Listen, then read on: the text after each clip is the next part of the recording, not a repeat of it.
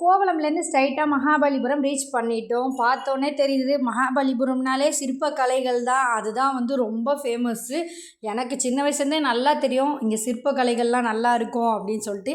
கையிலேயே செதுக்குவாங்க, செம்மையாக பண்ணிட்டு இருந்தார். ஆனால் நான் ரொம்ப நேரம் நின்று பார்த்துட்டு இருந்தேன். சூப்பராக இருந்தது. அவர் ஏதோ மேக் பண்ணார். எப்படி தான் இதெல்லாம் செய்கிறாங்கன்னு தெரில. இதுக்கும் ஒரு தனி திறமை வேணுங்க அப்படின்னு தான் சொல்லணும். போனதும் பசி எடுத்துடுச்சிங்க. கரெக்டாக வந்து ஒரு 12:30 போல் நாங்கள் போயிட்டோமா. பசிக்குது, சரி ஹோட்டலில் சாப்பிட்லாம் அப்படின்னு சொல்லிட்டு, அட நம்ம ஹைதராபாத் பிரியாணியே இருக்கே, நம்ம இங்கே போய் சாப்பிட்டுக்கலாம் அப்படின்னு சொல்லிட்டு நாங்களும் போயிட்டு ஒன்றாவே எல்லா சேரையும் போட்டு ஒன்றாவே ஃபேமிலியாக உட்காந்துக்கலாம் அப்படின்னு சொல்லி உட்காந்துட்டோம். ஹேண்ட் வாஷ் பண்ணிட்டு வந்து எல்லாத்தையும் ஆர்டர் பண்ணிட்டாங்க. நான் வரத்துக்குள்ளே ஆர்டர் பண்ணி முடிச்சிட்டாங்க. சரி நூடுல்ஸ் தான் எனக்கு வேணும் அப்படின்னு சொல்லி சொன்னேன். நூடுல்ஸ் ரொம்ப பிடிக்கும் எனக்கு.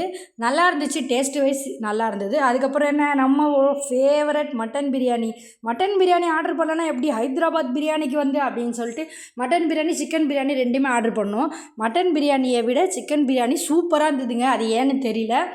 எனக்கு எப்போவுமே வந்து மட்டன் தான் பிடிக்கும். ஆனால் இந்த வாட்டி சிக்கன் நல்லா இருந்தது. ஒரு வழியாக சாப்பிட்டு முடிச்சிட்டோம். அப்படியே என்ட்ரன்ஸில் இருக்க ஃபோட்டோஸ் அப்லோட் பண்ணியிருக்கேன். பிடிச்சிருந்தா லைக் பண்ணுங்கள். நெக்ஸ்ட் பார்ட் 3 விலாகில் பார்க்கலாம். தேங்க்ஸ் ஃபார் வாட்சிங்.